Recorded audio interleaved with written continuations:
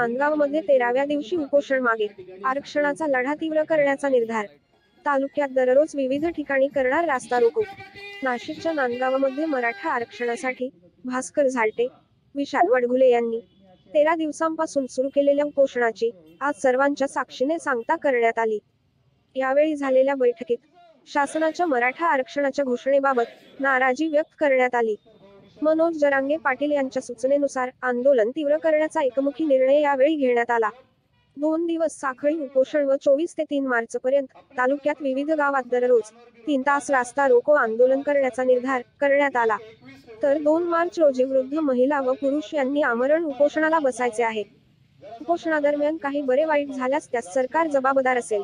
तसेच 3 मार्चला नाशिक जिल्ह्यात एकाच ठिकाणी एकच भव्य असा रस्ता रोको करायचा आहे, असेही उपोषणकर्ते यांनी सांगितले आहे। मराठा समाज बांधवांनी या आंदोलनात मोठ्या संख्येने सहभागी होण्याचे आवाहन सकल मराठा समाजातर्फे करण्यात आले। यानंतर स्नेहभोजनाचा व जय बाबाजी भजनी मंडळ यांचा भजनाचा कार्यक्रमाचे आयोजन करण्यात आले होते। आवाज N news Marathi, Nandgaon.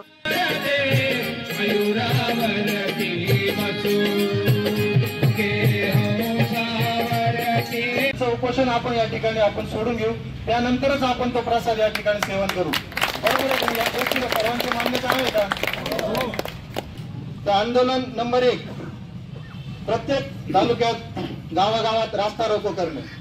24 February 2024 पासून दररोज प्रत्येक गावात हे रास्ता रोको आंदोलन असेल। रास्ता रोको सकाळी 10:30 ते 1:30 पर्यंत राहील। रास्ता रोको होत असताना या काळात 12वीच्या 10वीच्या परीक्षा चालू आहे। जर एखादा विद्यार्थी आपल्याला तिथे लक्षात आलं का त्याला व्यत्यय होतं, तर आपण आंदोलन करताना स्वतः त्याला आपल्या स्वतःच्या मोटरसायकलवर परीक्षा सेंटरवर पोहोचवायचंय किंवा परीक्षेहून परत येत असलं तर त्याच्या घरी जाण्याची सोय करायची।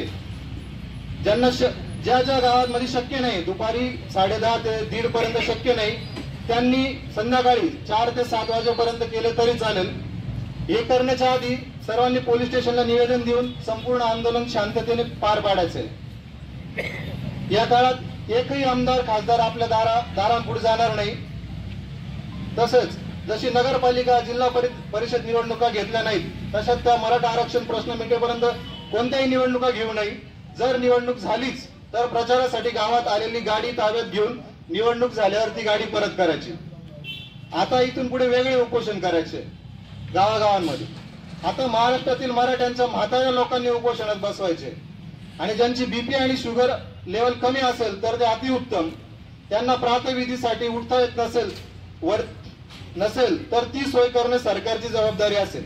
या उपोषणात कोणाचं काही घटना घडली, एखादा व्यक्ती मृत्यू पावला तर याची संपूर्ण जबाबदारी सरकारची असेल। हाही मुद्दा आज आंतरवलीचा घेण्यात आलेला आहे। त्यानंतर प्रत्येक मराठ्यांनी आपापल्या शहरांची गावांची जबाबदारी सांभाळायची।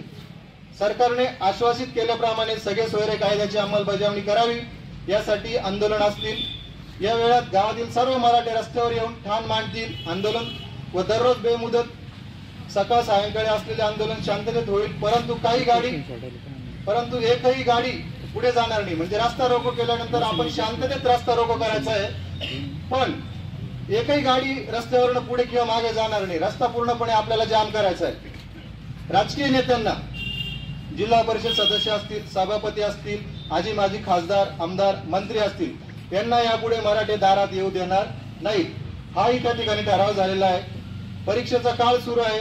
विद्यार्थ्यांना परीक्षा केंद्रावर घरी जाण्यास त्रास होणार नाही याची काळजी घ्यायची आहे। गावातील मुख्य रस्ता कोणताही असो, जिल्हा मार्ग, राज्य मार्ग किंवा राष्ट्रीय महामार्ग, आंदोलन काळात सर्व रस्ते बंद राहतील। त्यानंतर 1 मार्च रोजी आंतरवली सराटी येथे सर्व आजी माजी मराठा आमदार खासदार यांची बैठक होणार आहे। त्याबद्दल काय भूमिका होतात यावरून जो नेता मराठ्यांच्या विरोधात किंवा बाजूने जी भूमिका घेईल त्यानुसार समाज ठरवेल तर त्या नेत्याचं पुढे काय करायचं। त्यानंतर 3 मार्च रोजी जिल्ह्याच्या ठिकाणी, संपूर्ण जिल्हाभरात एकच ठिकाणी, प्रत्येक जिल्ह्याचं जे मुख्य ठिकाण असेल अशा रस्त्यावर एकच रास्ता रोको होणार। या रास्ता रोकोला जिल्ह्यातील मराठा बांधव मोठ्या संख्येने जमणार। निवडणूक जवळ आली आहे, प्रचारासाठी एकही गाडी गावात येणार नाही, आली तर परत जाऊ दिली जाणार नाही। 24 तारखेपासून महाराष्ट्र शांततेत जागेवर ठप्पे असेल याची सर्वांनी नोंद घ्यायची आहे।